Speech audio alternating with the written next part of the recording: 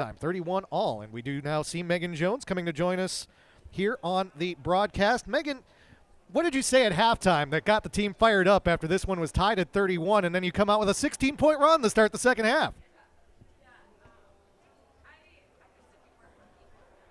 Hold on one second, Megan. We don't have you just yet. Now we've got you. I pushed the wrong button. Now I can hear myself. Hey, there we go. Yeah, I just said we weren't working hard enough. We were kind of letting them dictate a lot. Obviously, there at the end of the second quarter, they hit a three, and we just didn't have awareness of the time. And so we talked about communicating. We were a little tired there in the first half, and we talked about digging through that.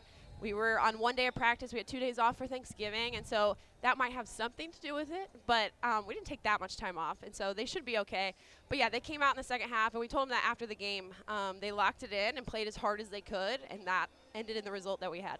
And you wanted to create that intensity with the full court press look against this younger MSOE team that's had a few graduation losses. It did seem like in the third quarter in particular, once you started to get things to unravel for them, that's when things started to change. And I also want to give some credit to Nora Aram, your transfer student, who had a great game today, not just scoring the basketball, but also very active. There was the one sequence where she got the defensive rebound, came down, found another player to hit a three. It seemed like she did a lot of things well today and really helped spark you in that second half.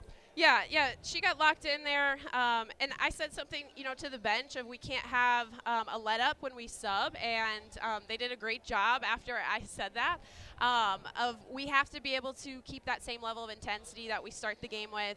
We've had a tendency in these first couple of games to get up, go on a little run there early with 8 points or so, go up 8, and then we kind of let them go on a run. And so we talked about sustaining that and really just focusing in on the defensive end. Once we did that in the third quarter, we got a couple steals, forced some turnovers, then it led to easy baskets, and then it opened things up for us offensively, and we were able to move the ball much better than we were in the first half.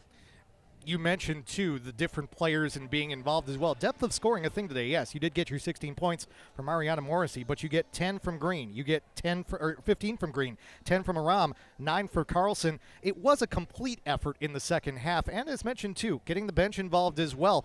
There were only 4 bench points for both teams in the first half. In the second half, like you said, they did come out with a little bit more fire, but knowing that you've got the ability to find as many players around the court as you did and that anyone can score, that's going to help your team. Yeah, our depth is definitely a strength, and the level that we're practicing at in practice is just elevating everybody. And so any given night, we want anybody to lead us in scoring. And we can't not look at Emma Thistle's 12 assists, leading her teammates to scoring in that way. She was just dictating a lot of what we were able to do. She was finding the open person, making a lot of smart decisions.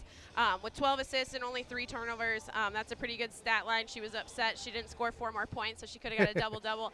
But she just impacted so much of our scoring, and that anybody can score. That's the way that we play offense. It's not just one person. We look for the extra pass, and we look for that person that's wide open, and it should lead to an open shot.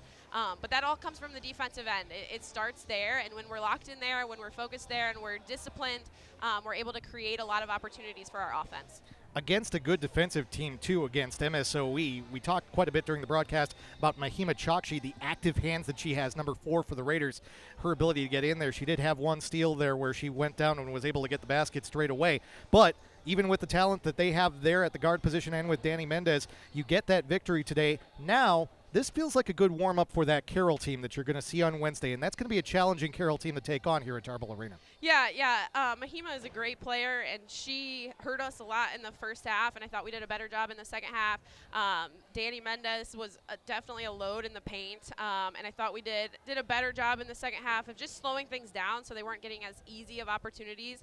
But this was a great game to really get focused for conference play on Wednesday. We told them at the end, the real stuff starts now.